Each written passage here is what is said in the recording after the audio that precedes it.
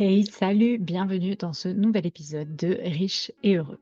Aujourd'hui, on va parler gestion locative, immobilier et entrepreneuriat avec mon invité du jour. Mon invité du jour, c'est Nicolas, ancien huissier de justice avec plus de 10 ans d'expérience et un entrepreneur dans l'âme. Aujourd'hui, il est le cofondateur de Calimo, une application de gestion locative. Dans cet épisode, il va nous partager son parcours atypique, les coulisses du métier d'huissier de justice et ses réalités méconnues, pourquoi et comment il a créé la société Calimo avec son associé Théophile, ses ambitions, mais aussi comment allier vie pro et vie perso et bien entendu sa vision de riche et heureux.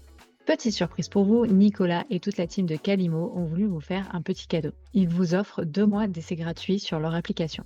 Donc, leur application, en quoi ça consiste? Calimo a été conçu pour simplifier la vie des bailleurs. En gros, avec une interface intuitive qui permet de gérer vos biens en toute simplicité, une automatisation complète pour faciliter les tâches chronophages du type relance et gestion des loyers, mais également une gestion sécurisée avec des documents juridiques rédigés par un professionnel. Je vous rappelle, Nicolas est un ancien huissier de justice, donc il sait de quoi il parle. Donc, grâce à cette offre spéciale, si tu t'inscris avec mon code HEUREUX, tu bénéficieras non pas d'1 mois, comme c'est déjà le cas, mais de 2 mois de test offerts. Et si tu n'es pas convaincu, Nicolas te propose également un satisfait ou remboursé pendant 6 mois. Et surtout, c'est sans engagement, tu peux te désabonner, il suffit de cliquer sur un bouton au niveau de ton compte. Pour profiter de cette offre, il te suffit de cliquer sur le lien qui est en description, que je te mets là juste en dessous, avec le code, comme je te disais, HEUREUX. Petit disclaimer, je précise, ceci n'est pas un partenariat ou une collaboration rémunérée, c'est juste Nicolas et la team de Calimo qui ont voulu vous faire ce cadeau. Moi, je relais l'information. Je n'ai pas non plus testé cette application moi-même, donc je ne peux pas te la conseiller et te dire que c'est la solution miracle. Par contre, ce que je peux te conseiller, c'est de te servir de mon code promo pour aller la tester et de te faire ta propre opinion. Sur ces belles paroles, c'est parti pour une conversation enrichissante. Enfin non, juste avant, générique.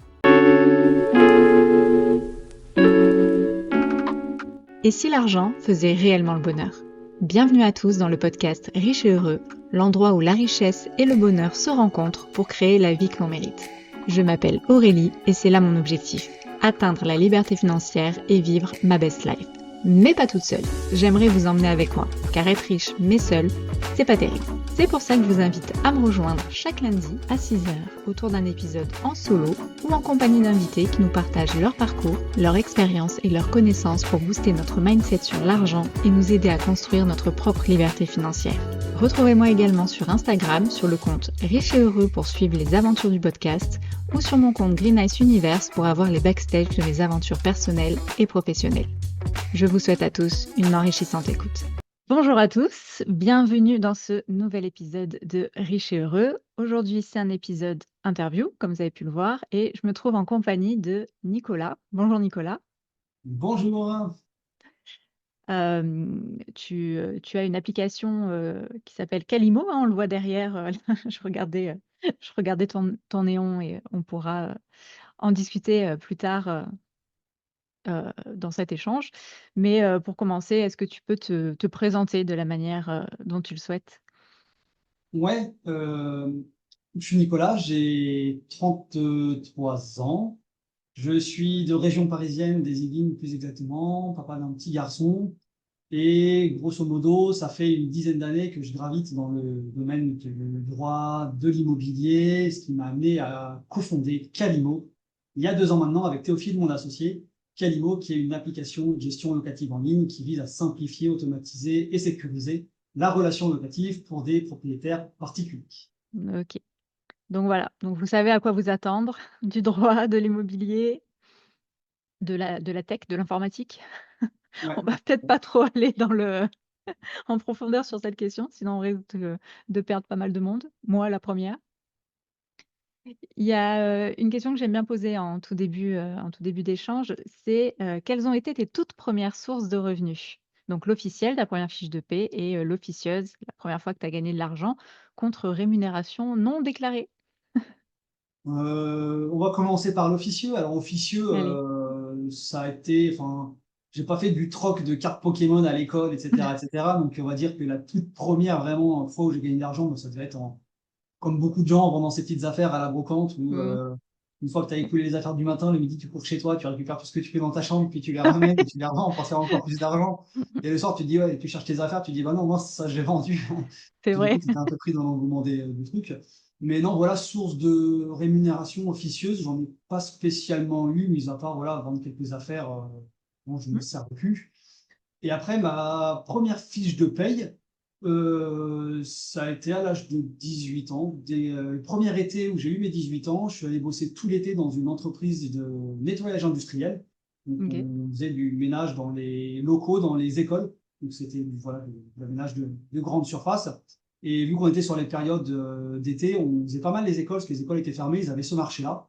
Du coup, je passais mon été à récurer des sols, des fenêtres, des tables, etc. Qui est un boulot pas très glorieux à faire, mais que j'ai adoré faire parce que j'étais avec une équipe qui était géniale. Il y avait beaucoup d'étrangers, des Portugais, des Sénégalais, tout. Mmh. C'était vraiment super, il y avait une grosse mixité. Et tellement que j'ai aimé, bah, j'ai passé mes 2 mois là-bas et j'ai fait ça pendant 4 ans. Pendant 4 ans, OK. toutes mes vacances d'été, bah, je l'ai passé là-bas à bosser pour me faire un petit peu d'argent. Et voilà, donc ça a été ma première fiche de paie. Mmh. Bah, c'est vrai que l'ambiance au travail, enfin, c'est super important. Surtout que bon, là, c'était un job, d'été, mais après, on passe le tiers de notre temps au travail. Ouais.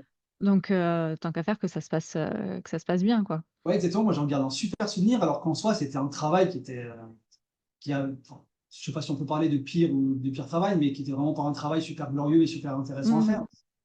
Et physique et fatigant, parce que les horaires, c'est pareil, c'était du 6h-13h, donc c'était compliqué, mais j'en garde un super souvenir parce que voilà, expérience, permettait d'avoir un chèque à la fin du mois, une première fiche de paye, et tu touches tes 1 300, 1 400 euros, t'as l'impression d'être le roi du pétrole, alors que aujourd'hui, plus jamais je me lèverai pour un salaire à 1 300 € du mois. Mmh. Mais non, c'était un bon souvenir. Et donc du coup, tu es parti, dans quoi? Tu as fait quoi comme formation après? Alors, comme cursus, moi, j'ai fait, bon, comme tout le monde, dans mon école, mon collège, mon lycée, généraliste. Et après, je suis parti en fac de droit. Fac de droit sur la région de Versailles, où j'ai enquillé 4 années de fac de droit. Et donc, pendant ces 4 années, en parallèle, j'avais également un petit job étudiant où je travaillais à l'époque chez Simply Market, qui est devenu Auchan, où je m'occupais du rayon fruits et légumes le dimanche matin, ce qui me permettait d'avoir un petit peu d'argent. Donc ça, c'est pareil, j'ai toujours été assez actif, toujours travaillé, parce que pour moi, comment gagner de l'argent à l'époque, j'avais aucune notion d'investissement quel qu'il soit. Mmh. Donc pour moi, le seul moyen de gagner de l'argent, c'était bah, d'aller au charbon et de travailler. Donc j'ai toujours eu plusieurs activités parallèles. Et jusqu'à aujourd'hui, en fait, je me suis jamais contenté d'avoir un seul travail. J'ai toujours eu plein d'activités diverses et variées. Donc en l'occurrence, bah, j'étais étudiant. Le week-end également, je bossais sur les rayons de fruits et légumes dans un supermarché. Les vacances, bah, mes 4 premières années de vacances, je l'ai passé à faire le nettoyage industriel. Et en parallèle également, mes 2 dernières années de fac, j'avais monté une petite entreprise de destruction de nids de guêpes, quelque chose qui n'a rien à voir. Mais à l'époque, voilà, j'avais mon frère qui était pompier, et les pompiers n'intervenaient plus pour ça. Mmh. Il m'a dit voilà, qu'il y avait un business à prendre Ouais, là-dedans. ouais. Donc il m'avait formé, puis j'avais créé ma petite boîte. Du coup, bah, c'est pareil, ça correspondait pile poil à la période de vacances universitaires, parce que du coup, bah, les guêpes, les frelons, tout ça, c'est sur l'été. Et à la fac, on était en vacances de mi-mai jusqu'au mois de septembre, et qui correspondait pile poil à la saison des guêpes. Et du coup, j'ai fait ça pendant 3 ou 4 ans, pareil. Et à la fin, bah, j'ai fermé ma boîte et j'ai arrêté quand j'ai commencé mon activité d'huissier de justice. Parce que du coup, voilà, mon cursus universitaire, mes 4 années de droit m'ont amené par la suite à exercer une profession assez méconnue, avec beaucoup de préjugés, que peu de gens connaissent. Et moi, le premier, quand je suis arrivé dedans, c'est pas du tout par vocation. C'était vraiment, j'ai vu une porte ouverte, je suis rentré comme ça, un petit peu par hasard. Et finalement, c'est une profession qui m'a plu sur pas mal d'aspects, dans laquelle je suis resté pendant 10 ans. OK. Alors je vais revenir sur deux trois points. Ouais. Ton entreprise de guêpes, de destruction de nids de guêpes, tu as pas eu l'idée de te dire, «Tiens, je vais déléguer ou je vais, former quelqu'un» ou? Alors non, parce qu'au moment où j'ai arrêté, j'ai mon frère qui a pris le flambeau et OK, qui a en plus lui développé et qui en vit aujourd'hui et qui a arrêté son boulot de pompier, qui a même d'accord. développé tout un côté apiculteur, qui fait son miel, les Mmh. marchés, etc., etc. Donc j'avais pas forcément dans l'idée de le faire. Et ouais, pour moi, c'était une page qui se tournait et l'occasion de passer à une autre activité, parce que de toute façon, clairement, j'avais plus le temps. Et puis, j'étais quand même relativement jeune. J'ai dû monter ça, je devais avoir 19-20 ans et Ouais. j'ai la main à 23 ans. Donc, j'avais pas du tout l'ambition de monter Mm. un business. Pour moi, voilà, c'est un truc qui avait vu le jour comme ça, puis qui avait grossi, mine de rien, de fil en aiguille, où les premières années, bah, c'était un petit billet que tu prends. Et les dernières années, bah, tu avais de la clientèle qui te frappait chaque année, le bouche à oreille. Enfin, c'était l'occasion de faire mes premières Ouais. campagnes de pub, etc. Et je suis retombé d'ailleurs dessus, là, il n'y a pas longtemps, j'ai récupéré un compte Google Ads, je voyais mes campagnes de pub que j'avais paramétrées il y a plus de 10 ans. Et c'était rigolo. Et à la fin, bah, c'était quand même des mois où, les gros mois d'activité, j'arrivais à choper du quasiment 10 000 € de revenus.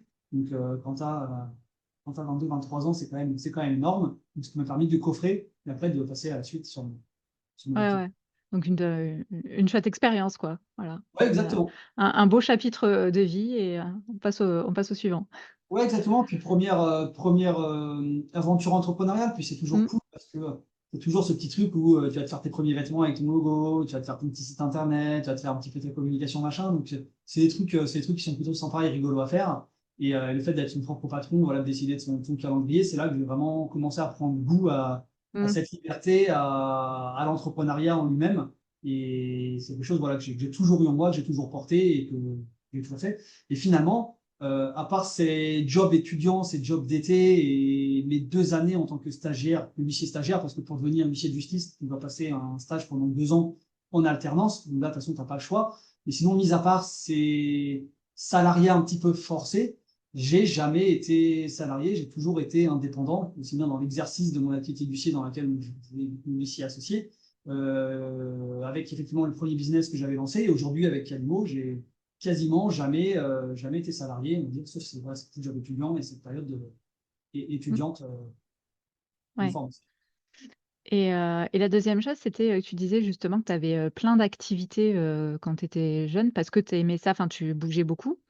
Et c'était la seule raison ou enfin, une autre s'est développée après par rapport justement à enfin, gagner plus d'argent ou se sécuriser ou autre? Non, je pense qu'effectivement, à l'époque, j'avais aucune notion d'investissement et de notion que ton argent pouvait travailler pour toi. Et que pour moi, c'était tout simplement du sarkozysme, travailler plus pour gagner plus. Et que du coup, voilà, j'ai appliqué ça au pied de la lettre, le cher politique de notre ancien président Sarkozy, avec une démultiplication des activités. Ouais. Et puis après, comme tu disais, c'est ça aussi qui t'a un peu donné le goût de l'entrepreneuriat, en fait, de faire plein d'activités, de tester plusieurs choses. Ouais. Ouais. Exactement, j'ai toujours été touche à tout parce que même dans une seule activité, et je vois encore aujourd'hui chez Calimo où mon rôle il est vraiment ultra varié et même partout, même dans mon activité d'huissier, je sortais un petit peu du lot parce que j'avais pas forcément, enfin j'étais pas forcément le stéréotype de quand on pense Mhm. métier, on a tous l'image des inconnus avec la personne un peu vieille, bedonnante, râleuse, etc., etc. J'ai toujours été un peu touche à tout, à vouloir toucher un petit peu enfin maîtriser un petit peu Internet, maîtriser les réseaux sociaux, maîtriser un petit peu voilà, la maintenance informatique. Enfin, j'ai toujours aimé apprendre et du coup, bah, je m'intéresse un petit peu à tout. Donc c'est très bien d'un côté. Après, des fois, tu as tendance à t'éparpiller un petit peu et, Mm. et à t'évader Ouais, des tâches c'est le mauvais principales. côté, c'est le Voilà. mauvais côté de la chose. Mais voilà, j'ai toujours aimé apprendre et encore aujourd'hui et pour tout. Ouais. Mais je pense que c'est vrai que c'est un peu notre génération, je vais dire. Parce que je suis un peu plus vieille, mais pas tant que ça. Euh, Avant, je vois la génération de mes parents, c'était plus vraiment, voilà, enfin, tu fais à la rigueur des études, tu travailles et tu gardes limite le même job toute ta vie. Et moi, ma génération et du coup la tienne également, c'est plus, comme tu dis, on est des touche-à-tout, on rentre pas vraiment dans une case où, quand je me rappelle à l'école, quelle est la profession de tes parents, qu'est-ce que tu veux faire plus tard? Faut vraiment choisir. Je peux mettre plusieurs choix.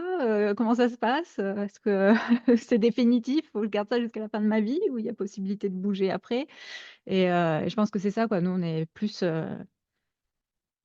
plus cette ancienne vision, voilà, d'avoir un travail jusqu'à la fin de ses jours. je pense que tu as raison que c'est effectivement peut-être un fossé générationnel où nos parents, nos grands-parents, c'était ça pour tout et pas que pour le travail. C'est que quand tu te mariais, c'était pour la vie. Qu'il y ait des questions d'amour, tu étais marié, tu veux rester jusqu'à ce que la mort nous Mm. sépare. Et effectivement, nous, c'est plus du tout. On est peut-être un peu beaucoup plus égocentré sur nous-mêmes, où du coup, voilà, c'est également cette notion Oui, peut-être de bien-être qui vient prendre en compte.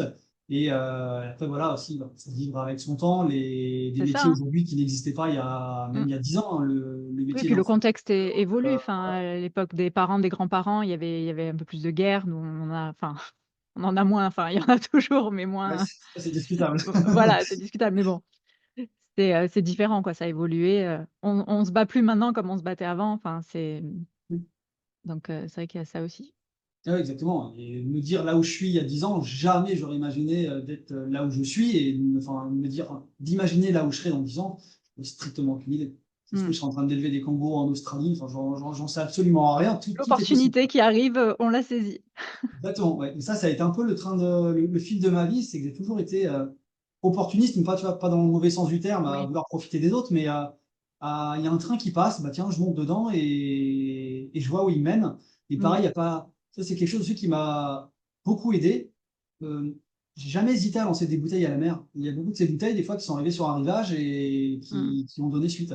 Notamment, le jour où enfin, je me suis lancé dans l'activité d'huissier, toi, comme je te disais, c'est une profession que je connaissais absolument pas. Comment j'y suis arrivé? C'est extrêmement simple, c'est que moi, je me suis arrêté à la fac de droit avec un bac plus 4. Et, euh, et après, je me suis dit, tiens, qu'est-ce que je peux faire avec mon bac plus 4? J'ai commencé à regarder sur Internet les métiers qui étaient éligibles au métier de bac plus 4. Donc, quand tu as fait du droit, forcément, tout le monde va être avocat, notaire, etc. Mm. Donc, un soir, j'étais en train de regarder sur mon ordinateur et je voyais les métiers du droit les mieux payés. Le greffier du tribunal de commerce, bac plus 5, notaire, bac plus 5, avocat, bac plus 5, bac plus 5, bac plus 5, bac plus 5. Et là, je vois bac plus 4, huissier. Tout qui correspondait à ma qualification. Et j'en avais le même stéréotype que tout le monde. Du coup, j'ai commencé à me renseigner sur le métier, sur le cursus, etc., etc. Et c'est là où j'ai envoyé une candidature et j'ai appuyé sur le bouton envoyer, mais j'avais autant de chances de cliquer sur le bouton envoyer que de ne pas cliquer sur le bouton envoyer. Et c'est le fait d'avoir cliqué sur ce bouton qui fait que finalement, je suis rentré dans cet engrenage. Pareil, après, quand je me suis associé, il y a un jour, j'ai envoyé une candidature spontanée, tu vois, il n'y avait même pas de poste à pourvoir ou quoi que ce soit. J'ai envoyé une candidature spontanée, ce qui fait que ça, enfin voilà, j'ai lancé mon hameçon, il y a un poisson qui a mordu au bout, et ça a été ça un petit peu tout le long de ma vie. Mm. Non, c'est ça, faut pas avoir peur d'oser lancer. Au pire, t'as pas de réponse. Au pire, t'as un non. Et alors, enfin, Ouais, tu et souvent passes. on entend ouais, un tel il a de la chance, un tel il a de la chance, alors que la chance, oui, il y a la chance et le fait qu'on nous réponde, c'est peut-être un facteur de chance, c'est pas la chance, je sais pas, mais il faut Mm. arriver à la provoquer sa chance. Et ça, c'est C'est super ça. important. Faut pas hésiter, enfin, faut faire des opportunités, il faut sortir de chez soi, il y a rien sans rien. Et non, faut arriver à créer sa chance, à créer ses opportunités, à les saisir. Après, voilà, le sort, le sort nous scelle et c'est ce qu'il en advient, mais. Et du coup, ton métier d'huissier, est-ce que tu peux nous en parler un peu plus? Parce que comme tu dis, il est assez méconnu et qu'on a des préjugés dessus. Ouais, beaucoup de préjugés parce que c'est vrai que le métier d'huissier il est souvent cantonné à ce qu'on en entend dans les médias et le volet peut-être un peu plus spectaculaire avec les expulsions, avec les saisies, avec Mm. tout ça. Donc oui, certes, c'est une part du boulot d'huissier. Après, c'est pareil, des huissiers, il y en a un peu plus de 3000 en France et chacun a des activités, des spécificités qui lui sont propres et en fonction des régions, on ne fait pas forcément tous le même métier. Nous, on avait une étude, c'est comme ça qu'on dit pour les cabinets d'huissiers, on avait une étude qui était assez généraliste où on traitait tout. On avait une partie recouvrement, où notre rôle, c'était de mettre à exécution des décisions de justice. X avait été condamné par une décision de justice à payer 10 000 euros à Y. Il ne voulait pas payer spontanément ou il ne pouvait pas. Nous, on était chargé de mettre à exécution le jugement qui avait été rendu, qui est condamné, donc d'aller récupérer sur son patrimoine les sommes qui devaient par le biais de saisie de comptes bancaires, saisie d'immobilier, etc., etc. Ça, c'est pareil, il y a encore beaucoup de fausses croyances qui circulent encore. La saisie d'immobilier, aujourd'hui, c'est des choses qui sont quasiment plus parce que il n'y a plus de mobilier de valeur. C'est pas Mm. comme les armoires normandes qu'avaient nos grands-parents à l'époque où ça avait de la valeur.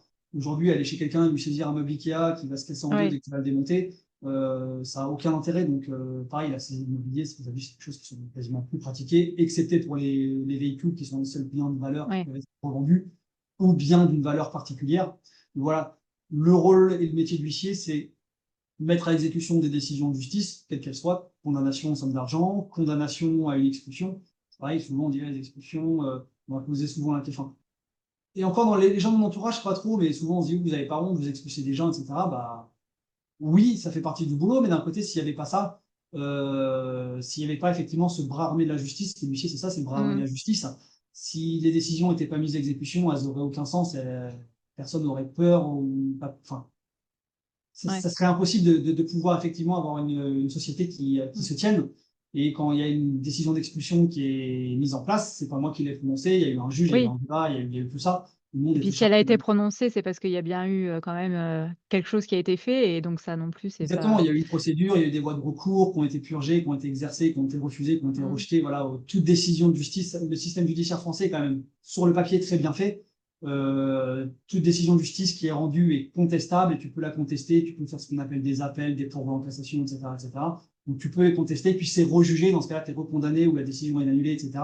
Donc une décision, voilà, quand elle est rendue, elle est rendue. Et après, voilà, l'huissier, c'est le bras armé de la justice, au même titre que enfin, la police, après, ils interviennent peut-être plus en amont, mais quand voilà, il y a quelqu'un qui est condamné à aller en prison, qu'il faut aller le chercher chez lui, bah, la police y va, voilà, c'est un petit peu pareil.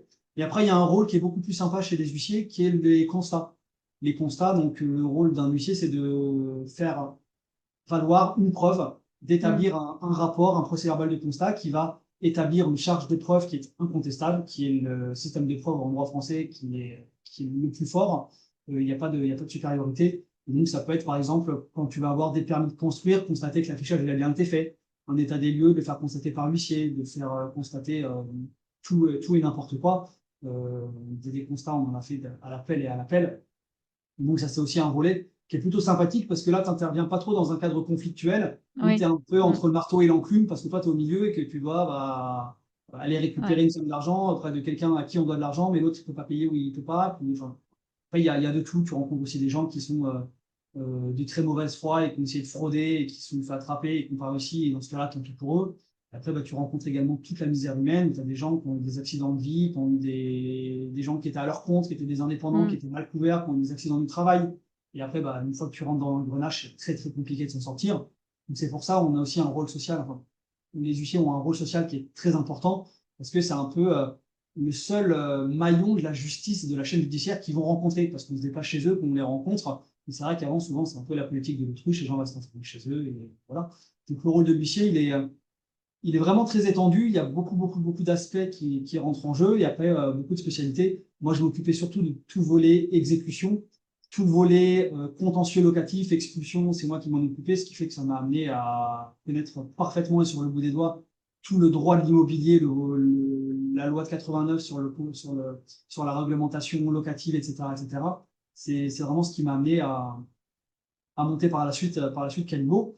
Et ça, peu de gens le savent, mais les huissiers de justice peuvent avoir une activité qu'on appelle accessoire, enfin, peuvent avoir plusieurs activités accessoires, notamment le fait de faire de la médiation, le fait également d'être intermédiaire d'assurance et le fait d'être administrateur de biens. Nous, on avait un cabinet d'administration de biens pour lequel on faisait de la gestion locative et du syndic de copropriété. Et c'est comme ça que j'ai commencé mmh, à mettre le pied vraiment dans le volet locatif avec une dimension commerciale et plus forcément avec une dimension contentieux, à gérer des biens immobiliers pour le compte d'autrui.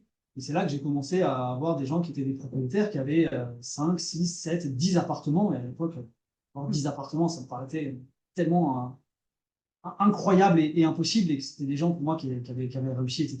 Donc j'ai commencé à m'intéresser au milieu de l'investissement immobilier. Et aujourd'hui, quand je pense quelqu'un qui a 10 appartements, enfin, je ne même pas limite, enfin, on croise tous les jours des gens qui ont 10, ouais, 15, 20, 30, 50 appartements. Sur Calimo, la personne qui a notre plus gros utilisateur a plus de 200 biens. ah Donc, ouais, mmh, on voit vraiment tous les profils. Et voilà, c'est comme ça, avec mon activité d'administration de biens, que j'ai commencé à vraiment mettre un pied dans l'investissement locatif, à m'intéresser au sujet, à me dire, bah, tiens, bah, plutôt que de gérer les biens immobiliers des autres, je vais commencer à me constituer un patrimoine. Et c'est là que j'ai commencé à investir à titre personnel. OK. Et tu investis comment du coup? Puisque toi, tu es en plus, si tu me dis que c'est sur Paris? Ouais, alors région parisienne, moi je suis basé dans le sud des Yvelines. Mmh. Et quand je travaillais en tant qu'huissier de justice, mon étude, elle était basée à Chartres, dans l'Eure-et-Loire. OK. L'avantage d'être dans un secteur, l'Eure-et-Loire, où les prix du mètre carré qui sont quand même assez intéressants, et un marché locatif qui a des prix qui sont assez élevés, très abordables pour se loger, mais assez élevés par rapport au prix d'achat. Un prix d'achat au mètre carré qui est pas très élevé, tu es aux alentours de 2500 euros du mètre carré, et des loyers qui sont assez importants, parce que tu es vraiment aux portes de la région parisienne. Donc, beaucoup de gens qui n'ont plus les moyens de se loger en région parisienne parce que les loyers ont explosé, les prix d'achat ont explosé, donc ils sont venus un petit peu migrer dans le sud et sur les départements connexes. On a ça tout autour de la région parisienne, après avec le département de l'Oise, etc., etc. Mais, euh, mais du coup, voilà, j'ai surtout investi sur cette région-là. Premier bien en nom propre. Et après, tout de suite, j'ai constitué une SCI pour pouvoir investir en SCI avec une société LIS à l'impôt sur les sociétés. Ok. Et, euh, et après tout ça, bah, tu en es venu comment parce que là, tu n'es plus huissier Oui, à l'heure actuelle. exactement. Ouais. J'ai arrêté mon activité il y a maintenant un petit peu plus d'un an pour me Ok. concentrer à 100% sur Calimo. Cette décision, elle a été un peu compliquée à prendre et elle est venue de plusieurs facteurs.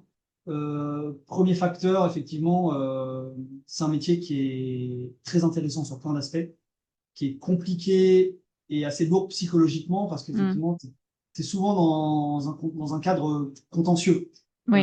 Tu es entre deux parties qui se disputent pour des raisons X ou Y. Et c'est vrai que bah, tu as souvent les tensions des uns. Pour le client, ça va pas assez vite.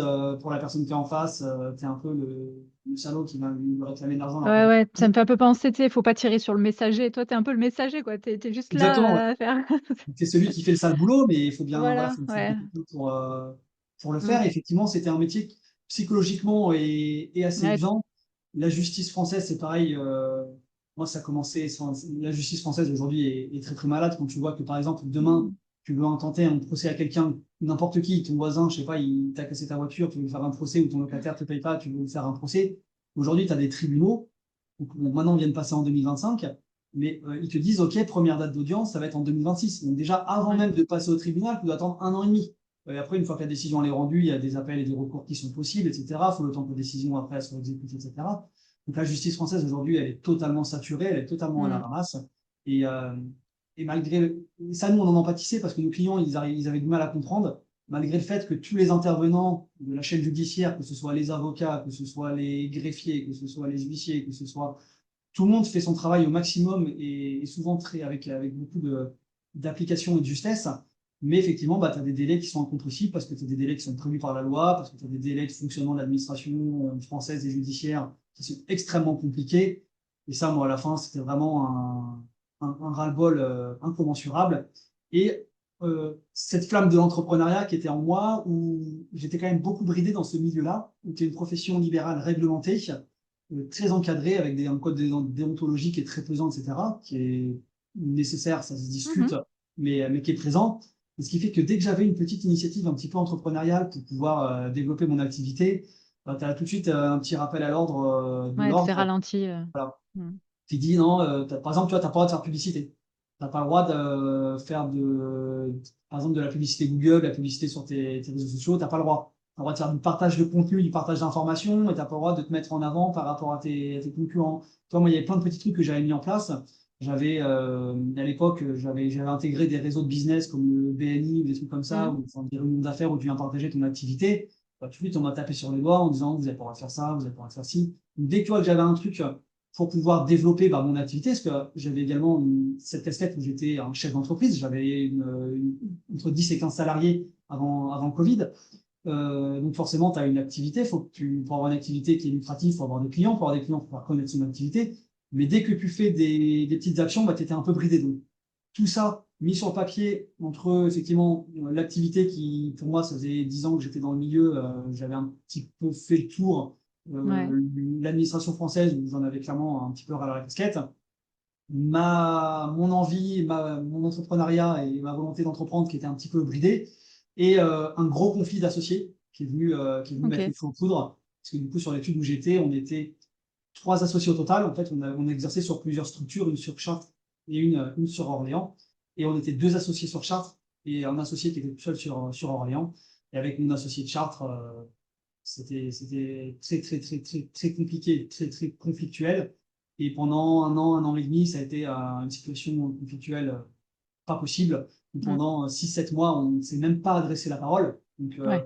quand tu veux diriger une société comme ça avec ton associé, que tu ne parles même pas, et La que tu base, c'est la as communication. Donc, voilà, c'est impossible. Quand t'as une dizaine de salariés où ils vont demander quelque chose à l'un, il va dire blanc, ils vont demander quelque chose à l'autre, il va dire noir. ouais. Comment tu veux administrer et Tu gérer peux une pas société? avancer, tu peux rien faire. C'était impossible et ça devenait très, très, très pesant psychologiquement. Et au bout d'un moment, je me suis dit, écoute, fais quelque chose parce que soit tu vas finir à l'asile, soit tu vas finir en prison. Et c'est là où je me suis dit, riche ou heureux, effectivement, une situation qui était assez confortable, avec des revenus qui étaient assez confortables. Mais j'avais d'autres projets que j'avais déjà initiés. Calimo, j'avais déjà ça dans la tête. En parallèle, ça on n'en a pas parlé, mais en parallèle, j'avais également une activité d'accompagnement sur un organisme de formation en investissement Mm. immobilier qui s'appelle Greenville Campus. Moi, du coup, mon rôle, c'est d'accompagner leurs clients sur l'investissement locatif, sur toute la partie juridique. Et du coup, j'avais cette activité où voilà, j'intervenais auprès d'eux. Donc, j'avais déjà quelques projets, quelques activités connexes. Au bout d'un moment, je me suis dit, mais préserve ta santé mentale, t'as qu'une vie. Enfin, toi, ça me rongeait de l'intérieur.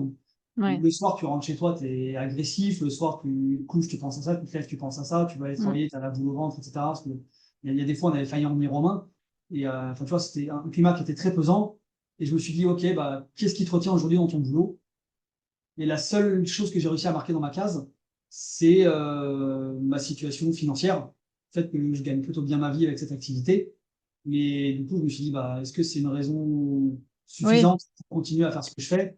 Surtout que si tu l'enlevais, t'étais pas tout nu, entre guillemets, puisque si tu as des biens immobiliers, puisque tu as investi dans le locatif, plus, comme tu disais, l'accompagnement, tu dois être, bah, t'es rémunéré pour la, Exactement, voilà. Donc avec voilà. des petites sources de revenus connexes et avec deux choses qui sont fantastiques, qui sont deux mains et un cerveau, où je me suis dit, bah, de toute façon, quoi qu'il arrive, je peux Oui. trouver un travail au besoin, remonter une activité au besoin.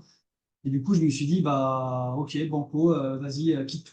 Et du coup, bah, j'ai cédé mes parts à mon associé qui est resté dans la structure et j'ai quitté mon activité il y a 2 ans, enfin, il y a un an, pour voilà, quitter Ouais, une ouais. situation où j'avais des revenus à peu près stables et confortables pour une activité qu'on lançait, sur laquelle forcément, au début, tu ne peux pas forcément dégager de salaire. Donc, Mm. c'était vraiment du tout ou rien. On va dire que c'était le choix entre pauvre et heureux ou riche et malheureux. Et du coup, voilà, j'ai décidé de partir sur, entre guillemets, enfin, pauvre n'est pas forcément le terme adapté, mais plus précaire hein, et heureux, voilà, Ouais. d'avoir justement cette précarité et de quitter tout ça pour me consacrer à Calimo que j'ai fondé Mm. avec Théophile et on a bien développé depuis et aujourd'hui, voilà, qui fonctionne plutôt. Mm. Bah après, c'est ce que je te disais au début, quand tu parlais de, quand tu faisais les ménages dans les écoles, que l'ambiance au travail, l'ambiance dans l'équipe de travail, c'est primordial parce que tu passes tout ton temps. Donc, si en plus de ça, toi, tu avais ton travail en lui-même qui était déjà assez, enfin, qui avait une grosse charge mentale, comme tu disais, tu vis dans le conflit. Donc, c'est dur après, effectivement, de déconnecter, de sortir de là et c'est une grosse charge mentale, quoi. Ouais, exactement. Et même au niveau du sens que je voulais donner à mon travail, Mm. ça, c'est quelque chose qui m'a suivi un petit peu toute ma vie, mais je sais pas, j'ai ça en moi et j'adore aider les gens. Je sais pas, j'ai ça en moi, de vouloir Mhm. aider, accompagner les gens, etc., etc. Et c'est aussi ça qui m'a fait un petit peu rejoindre cette profession d'huissier, c'est de me dire que j'allais pouvoir aider des gens qui avaient subi une injustice à la réparer parce que, je sais pas, ton voisin, il a tronçonné son arbre, il est tombé sur ta voiture, il ne veut pas te rembourser, bah, il est condamné, il ne veut pas te payer. Bah, c'est pas grave, on va le forcer à te payer parce qu'il doit cet argent. Et du coup, Ouais. je vais te venir en aide dans ce sens-là. Ou alors quelqu'un qui a un litige, qui a besoin de se constituer une preuve, il a besoin d'un constat d'huissier, je vais aller l'aider à se constituer sa preuve, qu'il puisse effectivement faire son procès, etc. Donc ce côté venir en aide aux gens que j'avais perdu à la fin parce que l'activité, elle était Parce que- plus recentrée sur du recouvrement pour le compte ouais. de grands groupes bancaires, etc., etc., avec des gens Et, derrière. Enfin, et j'allais dire, dans la réalité, ça se passe vraiment comme ça? dans la réalité, il y a tout. Tu vois vraiment tout. Tu as des dossiers. Nous, on avait du dossier un petit peu tout venant avec du particulier où il y avait monsieur et madame Michu qui avaient un contentieux, avec une entreprise qui a livré un matériel qui s'est pas fait payer. Donc, on Mm. avait effectivement ce volet-là où tu venais un petit peu en aide à des personnes à juste titre. Et après, il y a du contentieux de masse où c'est du contentieux bancaire avec des gens dans le rayon électroménager de la grande surface qui vont te faire signer un crédit consommation en bas de page. Toi, tu sais pas trop à quoi tu t'es engagé, et puis effectivement, tu es déjà à moitié surendetté, et puis le commercial, il s'en fiche parce que ça te prime si tu signes. Ouais. du coup surendetté avec des crédits conso en veux-tu en voilà, puis toi tu vas avec pour le compte du crédit conso, donc tu tombes dans l'engrenage. Des organismes sociaux, c'est pareil, où tu devais aller voir. Enfin, moi, à l'époque, il y a quelque chose qui m'avait aussi un petit peu marqué, tu vois, c'était la crise où les factures d'énergie, elles explosaient. Tu étais en sortie de Covid, et l'électricité, il avait fait fois je sais Oui. pas combien. Et j'avais un dossier où je devais aller voir un boulanger pour un organisme social parce qu'il payait plus ses cotisations sociales. Et tu arrives et tu discutes avec le boulanger, il dit, bah ouais, moi, ma facture d'électricité, je suis passé de 1 000 euros à 4 000 euros par mois. Ça fait 5 mois que je ne me paye plus. Et bah oui, bah non, vos cotisations sociales, je peux pas vous les payer, quoi. Et là, qu'est-ce que tu dois faire? Bah, tu dois lui saisir son fonds de commerce, machin et tout. Et là, tu vois, pour moi, ça faisait plus de sens parce que j'avais pas l'impression de défendre des personnes qui avaient des problèmes. Pour moi, j'étais du mauvais côté de la Mm. barrière. Et c'est là où je me suis dit, bah, ce que j'ai en moi de vouloir aider les gens, c'est limite ce petit boulanger que j'ai envie d'aider. C'est pas l'organisme social qui doit récupérer 1 500 € de cotisation pour l'assurance, je sais pas quoi, de je sais pas quel trimestre. Ouais, ouais. Et du coup, ça faisait plus de sens. Et là, je me suis dit, voilà, bah, ok, ton travail, il a plus de sens, ta santé mentale, le conflit, etc., etc. Et ben, c'est pas grave, on tourne la page et on passe à une autre page. OK. Et c'est là, du coup, que tu as switché, et que tu as créé Calimo. Exactement. Mmh. Tu avais, d'autres parce que tu parlais que tu avais d'autres petits trucs à côté, donc tu avais quoi? Tes biens immobiliers, l'activité de coaching, tu avais autre chose? L'activité de coaching, les biens immobiliers, mon activité d'huissier, et du coup, on avait commencé à travailler sur le projet Calimo, sur OK. lequel on a commencé à bosser dessus en novembre. On a lancé l'aventure Calimo en novembre 2022. Mmh. Après, vu que alors Calimo, c'est un logiciel, une application, ce qu'on appelle aujourd'hui un SaaS, une solution en ligne, donc qui héberge en ligne, OK. pour permettre à des propriétaires de gérer leur location. On a Mmh. vraiment construit Calimo autour de 3 grandes thématiques, dont une, hein, du coup, ça va rejoindre un petit peu ce que je disais juste avant, autour de 3 grandes thématiques qui est simplifier la gestion locative.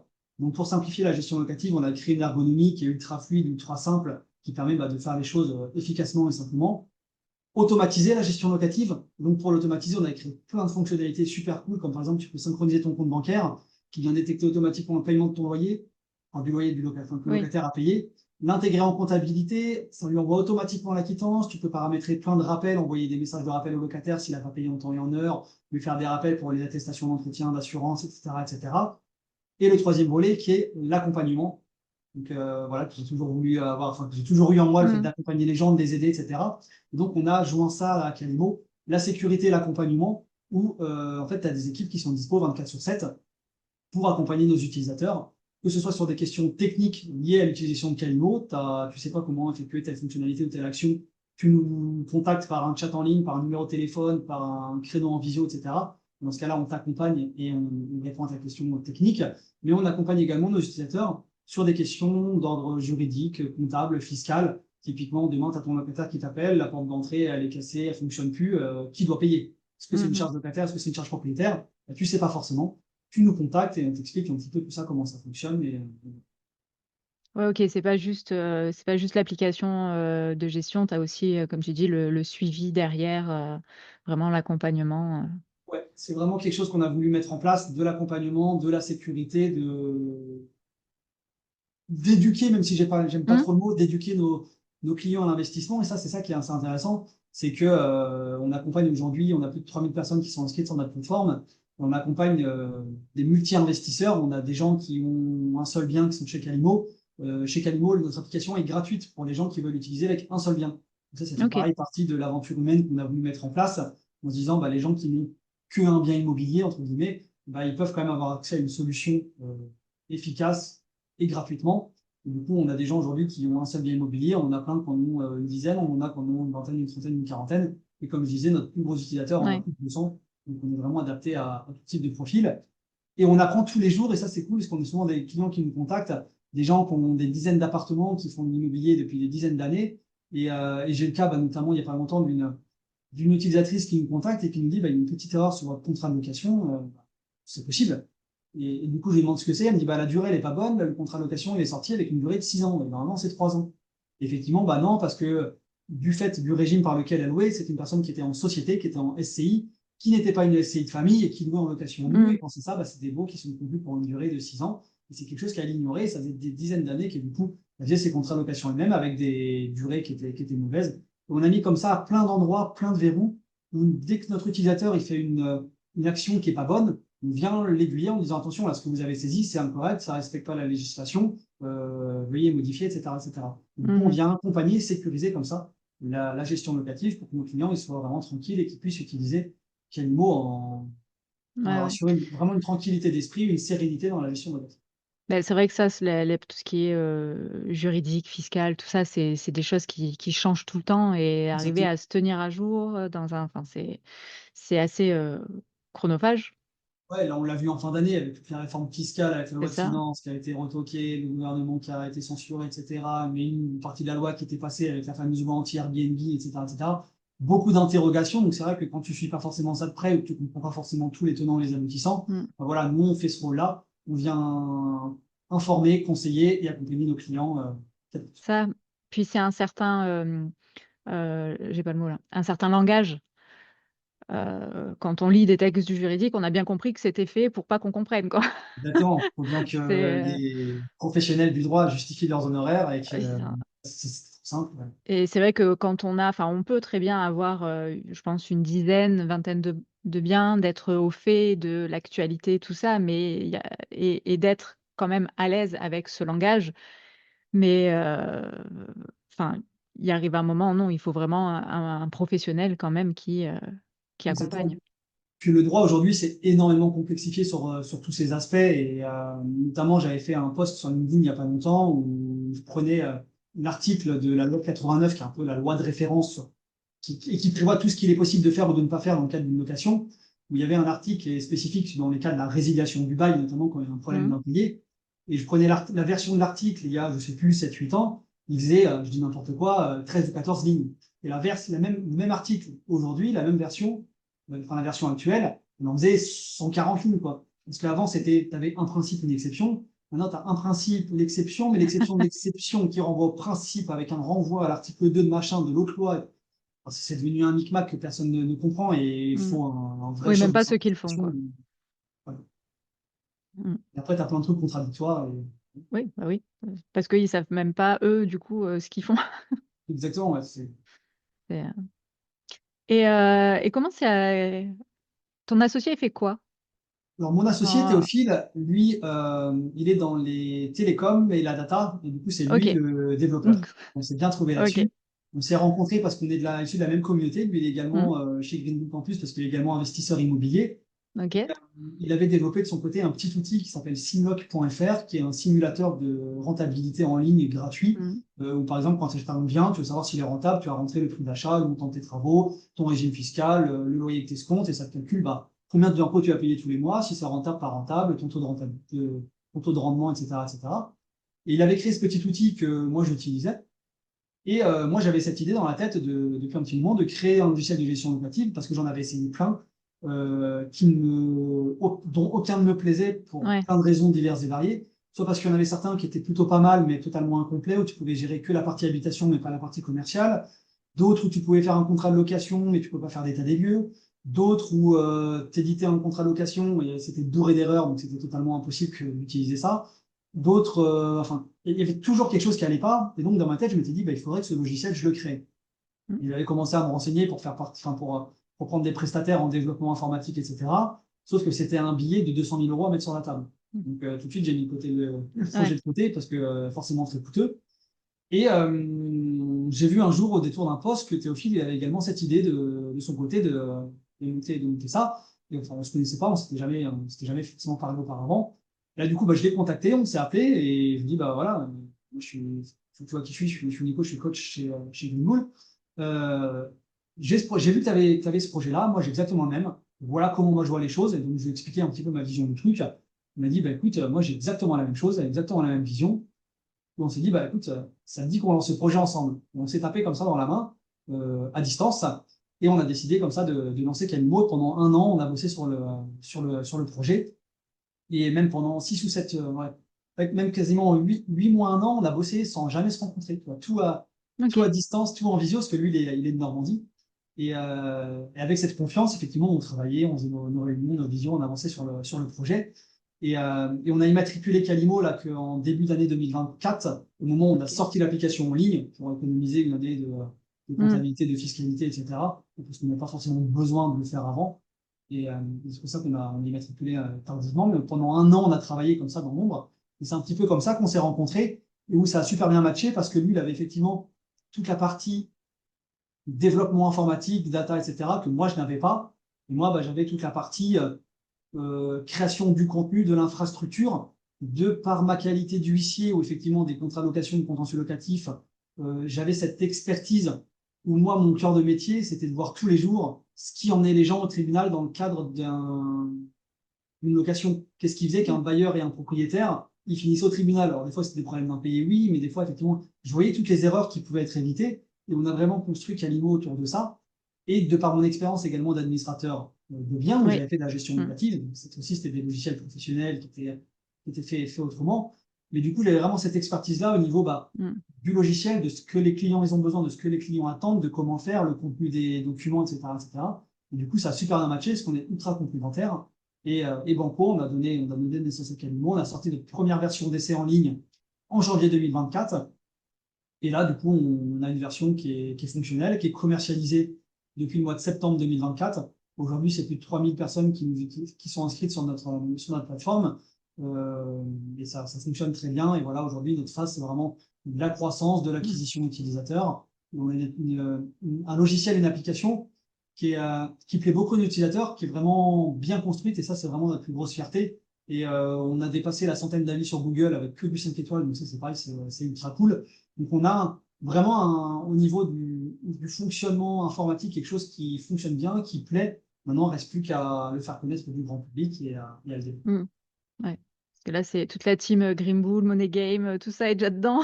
Maintenant, il faut élargir. Exactement, on élargit nos horizons et voilà, le milieu de l'investissement locatif IMO, c'est un petit milieu, tout le monde se connaît. Mm. Il faut arriver à faire sa petite place là-dedans. Et voilà, mais on a bon espoir. Ouais, oui, oui. Non, et puis après, comme tu disais, c'est ça, enfin, une bonne équipe, au final, c'est pas forcément se ressembler, c'est être différent, mais avoir le même objectif et former une belle équipe pluridisciplinaire, comme je Ouais, la pourrais le dire. Tout complémentarité à et la fait. confiance, c'est la clé. Et Mm. ça, c'est quelque chose que je me suis longtemps posé, parce que ma dernière expérience d'association, elle a tourné au Oui. fiasco et au cauchemar. Mm.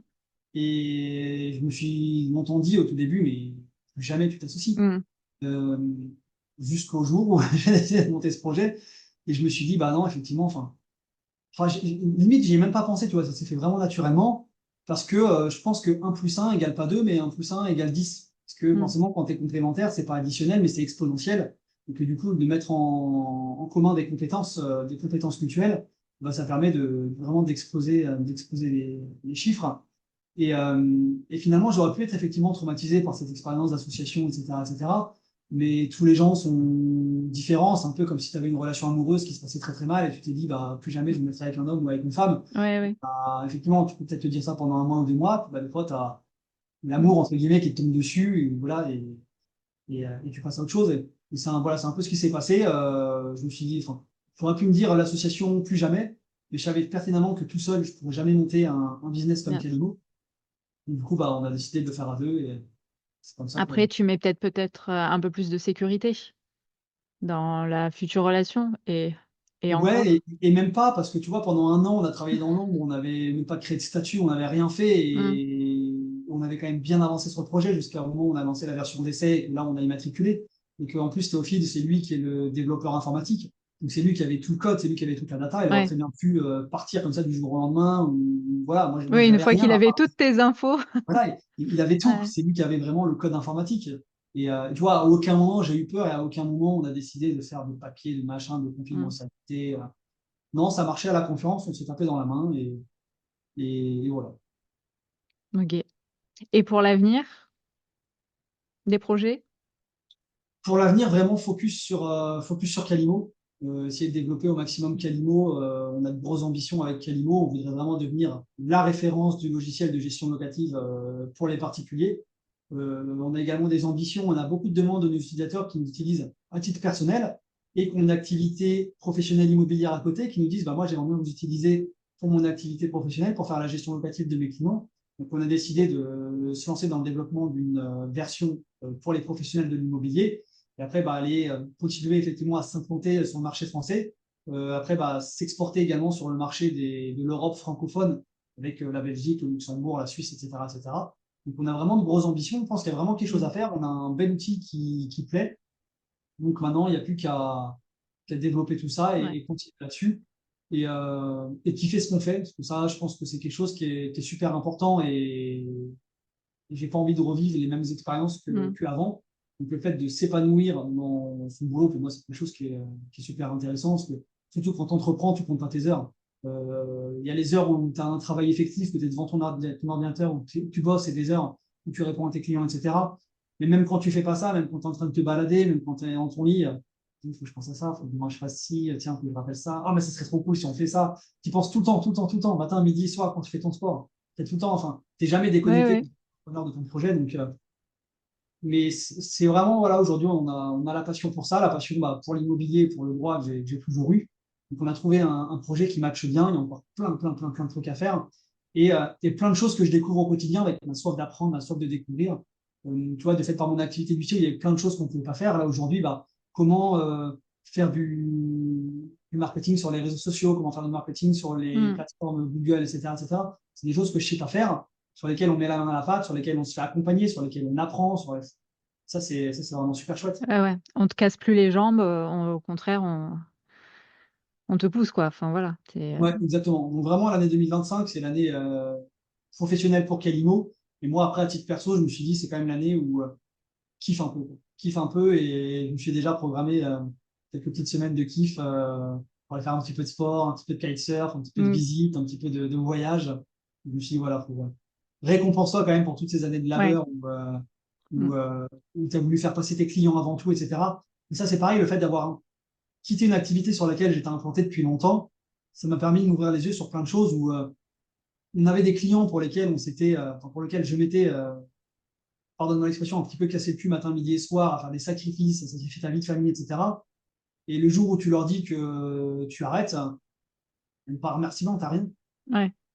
Pareil pour certains de salariés qu'on avait. Voilà, quand tu es chef d'entreprise, tu fais souvent passer tes salariés avant tout et avant toi. Et il y a des mois, tu ne peux pas te payer parce que tu veux payer tes salariés. Voilà, tu t'aperçois que finalement, à vouloir faire passer toujours les autres avant toi, tu es un peu le dindon de la farce. C'est ce que j'allais dire, c'est le dindon de la farce. Même s'il faut donner sans vraiment rien attendre en retour, il y a quand même, enfin, Ouais. c'est un minimum de reconnaissance. C'est vrai que Comme ça, tu vois, c'est c'est pas un de peu mal, sur quoi. le truc où ça Mm. a été un peu le fil conducteur de ma vie, où, comme je te disais, j'ai toujours eu envie et adoré accompagner les gens, aider les gens, et souvent un petit peu à m'oublier. Je suis le genre de mec qui me demande un coup de main, Mm. ça va être tu me demandes même pas, quoi. Ouais, Et, ouais. Mais par euh, contre, faut pas prendre pour un con, quoi. voilà, exactement. Par contre, on m'en Mm. fait une fois, mais on m'en fait pas deux fois. Et du coup, souvent un petit peu au détriment de moi, ou à me dire, bah non, tiens, j'aimerais bien faire ça, mais je vais pas le faire parce que du coup, ça va gêner telle personne, ou du coup, parce que un tel machin. Et, et du coup, je me suis dit, arrête de faire ça et kiffe un peu. Fais des choses pour toi. Et voilà, du coup, je me suis dit 2025, c'est l'année, c'est plein de trucs. Ok. On grandit, on vieillit. Et voilà, c'est le moment où jamais. Et donc maintenant, riche et heureux. Heureux, oui. Riche, Après, ça c'est peut ne pas être que financièrement, ça peut être plein exactement, de. c'est exactement ce que j'allais dire. C'est la richesse. Toi, je ne saurais même pas te définir ce que c'est qu'être riche. Bah, Est-ce que j'ai fait c'est. un épisode là-dessus, si tu veux. J'ai mis toutes les. Ouais, non, Le mais dernier épisode de l'année, j'ai mis plusieurs possibilités. Enfin, comment, qu'est-ce qu'on entend par être riche, ça ne veut émotionnellement, rien dire. C'est comme, financièrement? voilà. T'entends Elon Musk, l'homme le plus riche du monde, j'en sais rien, j'ai n'importe quoi, mais 90% de sa fortune, c'est même pas de l'argent, c'est des actions de ces entreprises Mm, qui ont une certaine valeur, bien évidemment, mais avec des cours qui fluctuent, etc. Donc, qu'est-ce que c'est être riche? Est-ce que c'est avoir un gros chiffre sur son compte bancaire? Est-ce que c'est avoir plein d'actions? Est-ce que c'est avoir plein d'immobilier? Est-ce que mm. c'est simplement avoir un toit au-dessus de sa tête et une famille et des proches et des potes et kiffer? Après, chacun met le curseur où il veut.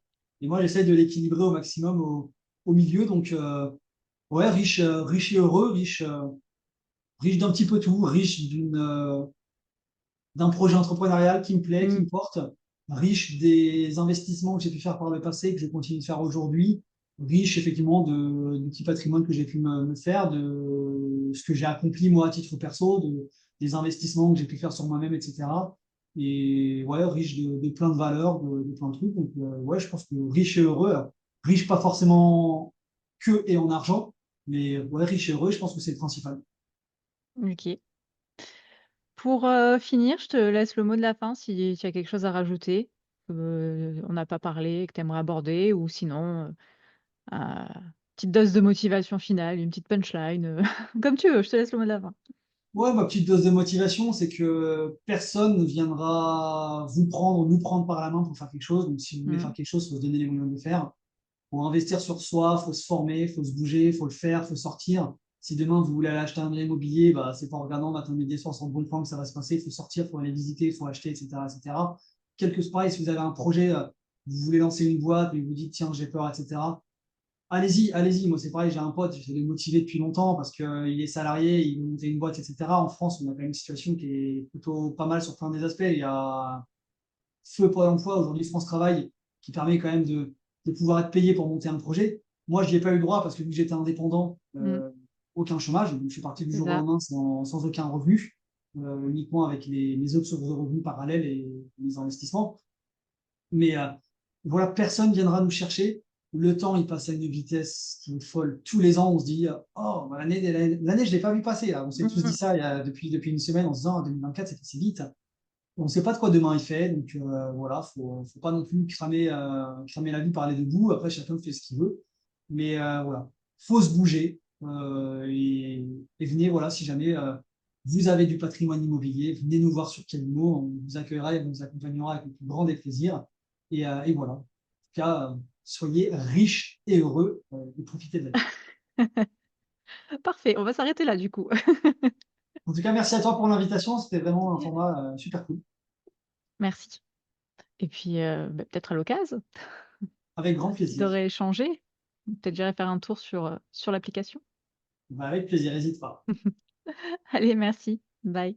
Et voilà, c'est déjà fini, cet épisode est terminé. J'espère vraiment qu'il t'a plu. Et n'oublie pas, si tu es investisseur immobilier ou si tu as des biens à gérer, tu peux aller tester l'application Calimo avec mon code heureux. Le lien est dans la barre d'infos, dans la description, je ne sais plus comment on dit. Bref, code heureux via le lien qui se trouve juste ici. Je te rappelle, tu as 2 mois offerts, plus un satisfait remboursé pendant 6 mois et tu peux te désabonner si ça ne te convient pas en un clic. Si tu testes Calimo, viens me le dire en commentaire, viens me dire ce que tu en penses, ça m'intéresse beaucoup parce que comme je te l'ai dit, je ne l'ai pas encore testé. J'ai pas encore de biens immobiliers à gérer pour l'instant, ça ne saurait venir donc j'aimerais bien avoir ton retour. Si cet épisode t'a plu, n'oublie pas, pense à laisser un commentaire, un avis, une note positive sur la plateforme d'écoute, ta plateforme d'écoute préférée. N'hésite pas également à partager cet épisode à quelqu'un que tu penses que ça pourrait intéresser. Et bien sûr, abonne-toi pour ne rater aucun épisode de Riche et Heureux. Merci d'avoir écouté jusqu'au bout et puis on se dit à la semaine prochaine pour un nouvel épisode. Bye!